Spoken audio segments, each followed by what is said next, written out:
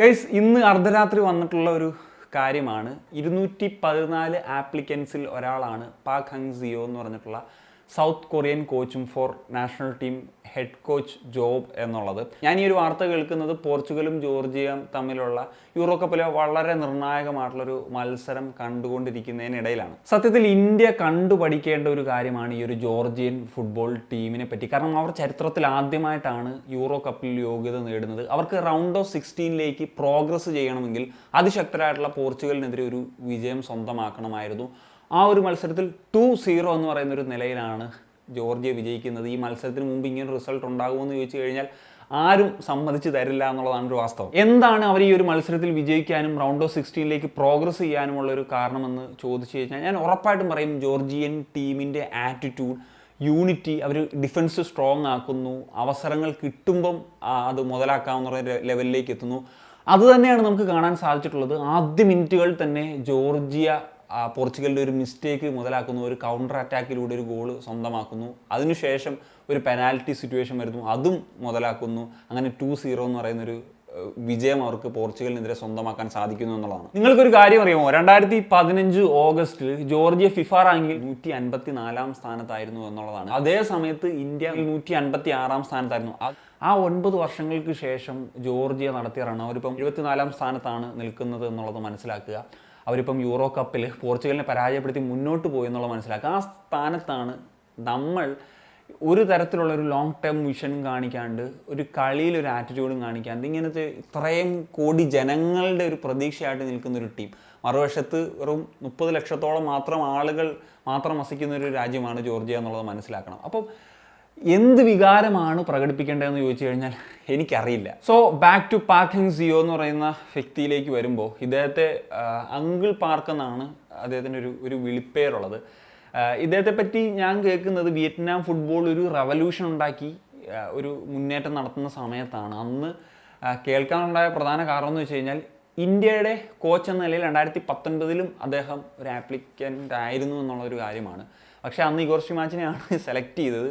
സ്റ്റിമാച്ചിനെ select ചെയ്യാണ്ടായ reason അന്ന് പുള്ളി കുറേ നെയിംസും ഒക്കെ ആയിട്ടാണ് വന്നത്. അതായത് പല പ്ലേയേഴ്സിൻ്റെയൊക്കെ നെയിംസ്. ആ പ്ലേയേഴ്സിനൊന്നും പിന്നീട് ടീമിൽ കണ്ടിട്ടില്ല എന്നുള്ളത് മറ്റൊരു വാസ്തവമാണ്. സോ അത് ഇറ്റ്സ് പ്ലാൻഡ് എന്ന് വേണം നമുക്ക് ഇപ്പോൾ 5-6 വർഷങ്ങൾക്ക് ശേഷം നോക്കുമ്പോൾ മനസ്സിലാക്കേണ്ടത്. അപ്പം പാർക്ക് വിയറ്റ്നാമിൻ്റെ ഒരു കോച്ചിങ് ജോലി ഏറ്റെടുത്തു എന്നുള്ളതാണ്. അതിനുശേഷം എന്താണ് സംഭവിച്ചത്? വിയറ്റ്നാം ഫുട്ബോളിൽ ഞാൻ പറഞ്ഞ പോലെ ഒരു റെവല്യൂഷൻ തന്നെ സംഭവിച്ചു എന്നുള്ളതാണ്. അവർ വേൾഡ് കപ്പിൻ്റെ 3rd റൗണ്ടിലേക്കുള്ളൊരു ക്വാളിഫിക്കേഷൻ നേടിയെടുക്കുന്നു എന്നുള്ളതാണ് ഒരു ചരിത്ര നേട്ടമാണ്. കാരണം ഇപ്പോൾ 18 ടീമുകളാണ് യോഗ്യത നേടുന്നത്. പക്ഷേ 2022 വരെ 12 ടീമുകൾ മാത്രം, ഏഷ്യയിലെ ബെസ്റ്റ് 12 ടീമുകളായിരുന്നു യോഗ്യത നേടിക്കൊണ്ടിരുന്നത്.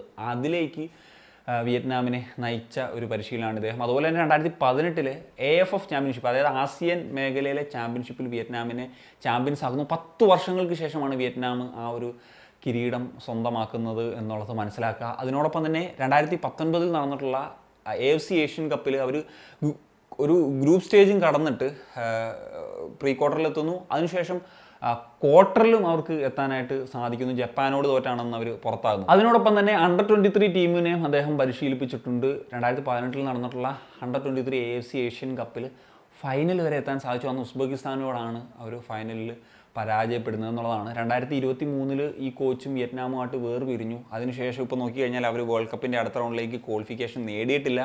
AFC ഏഷ്യൻ കപ്പിൽ ഗ്രൂപ്പ് സ്റ്റേജിൽ തന്നെ പുറത്തായി. അങ്ങനെയുള്ള ഒരു ഡ്രാസ്റ്റിക് ആയിട്ടുള്ള ഒരു മാറ്റം, അതായത് ഒരു ഡൗൺ ഗ്രേഡും നിലവിൽ വിയറ്റ്നാം ഫുട്ബോളിന് സംഭവിച്ചിട്ടുണ്ട് എന്നുള്ളതാണ് നമുക്ക് മനസ്സിലാക്കാൻ സാധിക്കുന്നത്. സോ എന്തായിരുന്നേനെ പാർക്ക് എന്ന് പറയുന്നൊരു കോച്ചിനെ നമ്മൾ ആ സമയത്ത് തന്നെ അപ്പോയിൻറ്റ് ചെയ്തിരുന്നെങ്കിൽ, ഈ ഒരു കാലയളവ് കിട്ടിയിരുന്നെങ്കിൽ എന്നുള്ളത് ഉറപ്പായിട്ട് ഞാൻ ചിന്തിച്ചു പോവുകയാണ്.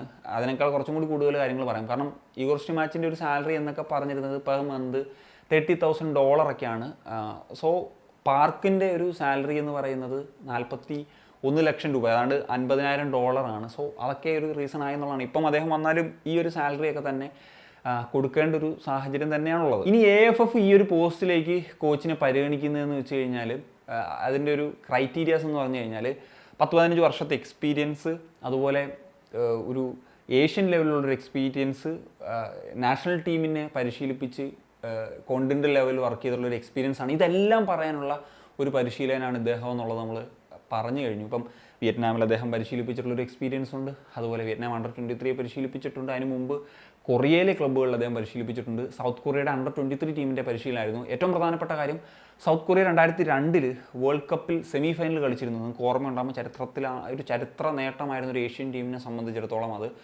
അന്ന് സൗത്ത് കൊറിയൻ നാഷണൽ ടീമിൻ്റെ കോച്ചിങ് സ്റ്റാഫിൽ ഒരാളായിരുന്നു ഇദ്ദേഹം എന്നുള്ളതും വളരെ പ്രധാനപ്പെട്ട കാര്യമാണ്. പിന്നെ ഇദ്ദേഹത്തെ സംബന്ധിച്ചിടത്തോളം ഒരു കാര്യം, അന്ന് വന്ന ഒരു വാർത്ത, ഇദ്ദേഹത്തിന് ഇംഗ്ലീഷ് അത്ര വർഷമില്ലായിരുന്നു. അതുകൊണ്ട് തന്നെ അദ്ദേഹത്തിന് ട്രാൻസ്ലേറ്ററൊക്കെ ആവശ്യമായിരുന്നു എന്നുള്ളതാണ്. അതുകൊണ്ട് തന്നെ ഒരു പക്ഷേ ഇദ്ദേഹത്തെ കൊണ്ടുവന്ന് കഴിഞ്ഞാലും ഒരു അസിസ്റ്റൻ്റിൻ്റെ നിലയിലൊക്കെ ഒരു ഇംഗ്ലീഷ് അറിയാവുന്ന ട്രാൻസ്ലേറ്റ് ചെയ്യിപ്പിക്കുന്ന ഒരാളെ കൂടി അപ്പോയിൻറ്റ് ചെയ്യേണ്ട ഒരു സാഹചര്യമുണ്ട് എന്നുള്ളതാണ്. ഇനി നമ്മളുടെ ഒരു പ്രധാനപ്പെട്ട ഒരു ഗോൾ എന്ന് പറയുന്നത് ഏഷ്യൻ കപ്പിലേക്കുള്ളൊരു യോഗ്യത നേടുക എന്നുള്ളതാണ്. ഇപ്പം ഒരു ഏഷ്യൻ എക്സ്പീരിയൻസ് ഉള്ളൊരു കോച്ചിനെയാണ്, അല്ലെങ്കിൽ ഇന്ത്യയിൽ അത്ര പരിചിതമല്ലാത്തൊരു കോച്ചിനെയാണ് കൊണ്ടുവരുന്നതെങ്കിൽ ഉറപ്പായിട്ടും ഒരു ജൂലൈ ആദ്യഘട്ടത്തിൽ തന്നെ ഒരു അപ്പോയിൻമെൻറ്റ് നടത്തണം എന്നുള്ളത് വളരെ പ്രധാനപ്പെട്ട കാര്യമാണ്. കാരണം ഡുറൻ കപ്പ് അത് കണ്ടെങ്കിലും പ്ലെയേഴ്സിനെയൊക്കെ മോണിറ്റർ ചെയ്യാനുള്ളൊരു അവസരം കോച്ചസിന് ഉണ്ടാകും. അതിനുശേഷം സെപ്റ്റംബർ മാസത്തിൽ നമ്മൾ ട്രൈനേഷൻ ടൂർണമെൻറ്റ് കളിക്കുന്നുണ്ട്. അപ്പോൾ അതിലേക്ക് പ്ലെയേഴ്സിനെ പിക്ക് ചെയ്യാനൊക്കെ ഉള്ളൊരു അവസരമായിരിക്കും.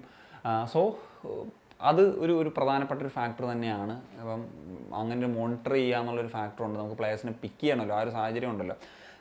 സോ എന്താണെങ്കിലും ഈ പറയുന്ന പോലെ നമ്മുടെ ഇന്ത്യക്ക് അനുയോജ്യമായിട്ടുള്ള ഏതൊരു സിസ്റ്റത്തിലാണ് കളിപ്പിക്കാൻ പറ്റുക അതനുസരിച്ചൊക്കെ ഉപയോഗിക്കാൻ ആ ഒരു ടാക്ടിക്കലി ബ്രില്യൻ്റ് ആയിട്ടുള്ള കോച്ച് തന്നെയാണ് ഇദ്ദേഹം. അത് ആ ഒരു രീതിയിലുള്ള കോച്ച് തന്നെയാണ് വരേണ്ടത് എന്നുള്ളതാണ് ഞാൻ ആഗ്രഹിക്കുന്നത്. ഇനി എന്താണ് ഇന്ത്യക്ക് പറ്റുന്നത് എന്നുള്ളത് ചോദിച്ചു കഴിഞ്ഞാൽ ഞാൻ അതുമായി ബന്ധപ്പെട്ടിട്ട് ഒരു വീഡിയോ ചെയ്യാനായിട്ട് കുറച്ചും കൂടി വർക്ക്സ് നടത്തിക്കൊണ്ടിരിക്കുകയാണ്. അപ്പം അതിൻ്റെ ഒരു റിസർച്ച് കുറച്ചും കൂടി ഒന്ന് കംപ്ലീറ്റ് ചെയ്തതിന് ശേഷം ആ ഒരു വീഡിയോ കൃത്യമായിട്ട് ചെയ്യാമെന്നാണ് ഞാൻ പ്രതീക്ഷിക്കുന്നത്.